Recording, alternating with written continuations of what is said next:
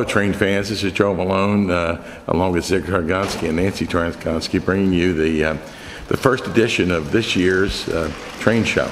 I hope everybody comes this evening and enjoys the presentation, and it's free admission. And this year's program is dedicated to Bob Lieberman, who was a real train aficionado from the Bordentown area.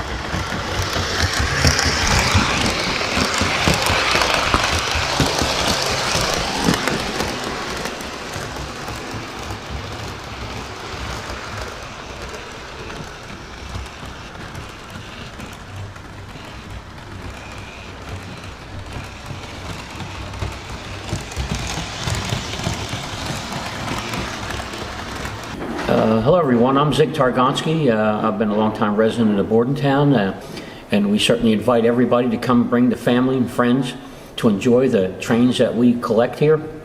And then when you get thirsty and hungry, I invite you to go to the restaurants downtown and enjoy the shops and all the holiday shopping and Christmas shopping that's available to you.